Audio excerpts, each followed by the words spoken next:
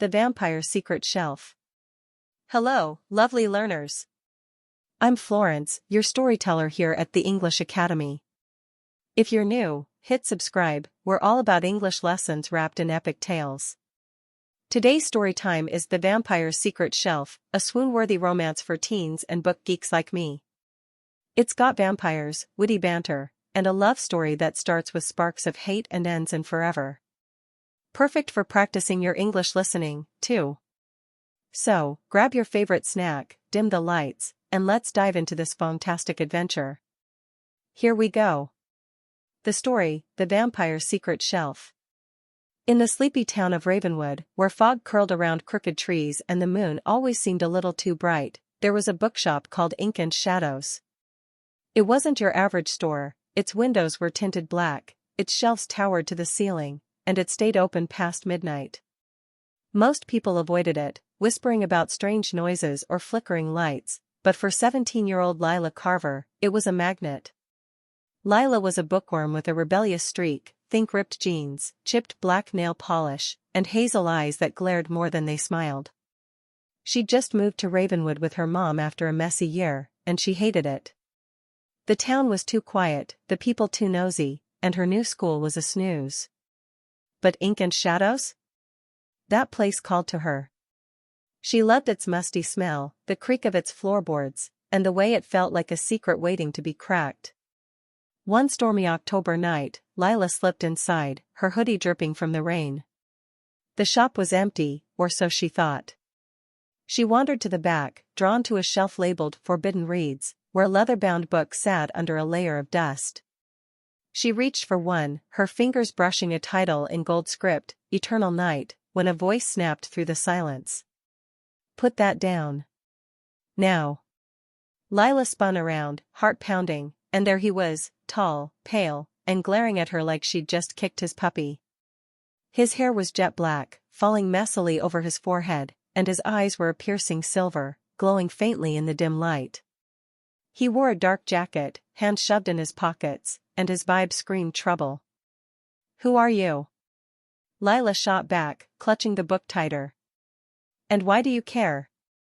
"I'm Caspian," he said, stepping closer, his voice low and sharp. "And that book doesn't belong to you. Leave before you regret it." Lila smirked, flipping her wet hair. "Make me." Caspian's jaw tightened, and for a second she swore his eyes flashed red. "You have no idea what you're messing with, human." "Human?" She laughed, rolling her eyes. "Okay, drama king. What's next, gonna tell me you're a vampire?" He didn't answer, just stared, and that's when she noticed his fangs, sharp, glinting in candlelight. Her stomach flipped, but she didn't run. She wasn't the running type. Instead, she crossed her arms and said, "Cool costume. Halloween's not for 2 weeks, though."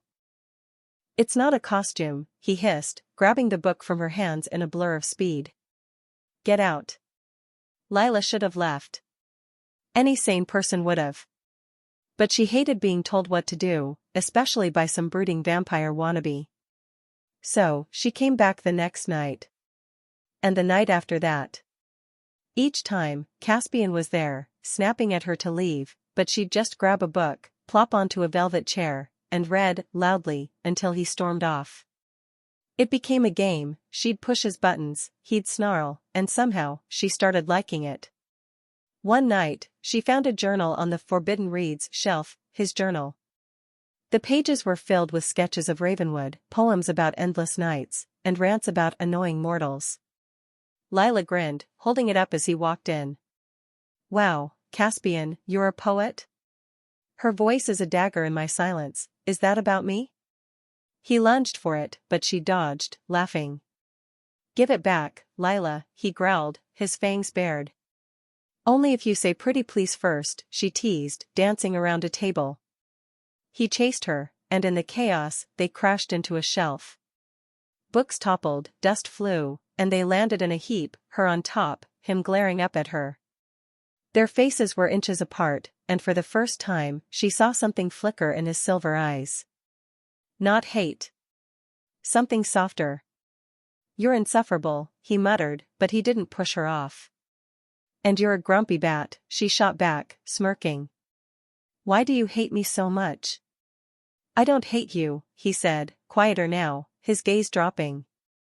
"I hate how you make me feel alive." Lila froze, her snarky comeback dying on her lips. "What?" Caspian sat up, running a hand through his hair. "I've been a vampire for 200 years. I stopped feeling anything until you barged in, dripping rain and attitude. Now I can't stop thinking about you, and it's infuriating." Her heart raced, but she hid it with a scoff. "Yeah, right. You're just mad I'm not scared of you."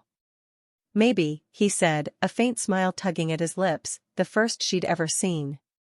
"Or maybe you're trouble I didn't expect." That night changed everything. They still bickered, Lila poking fun at his vampire brooding, Caspian grumbling about her mortal chaos, but it wasn't hate anymore. It was banter, electric and alive. She'd read to him from old novels, her voice filling the shop, and he'd sketch her in secret, hiding the drawings until she caught him one night. "You're obsessed," she teased, snatching a sketch of her laughing. "Guilty," he admitted, his silver eyes warm. "You're my favorite distraction." Weeks turned into a whirlwind of stolen moments.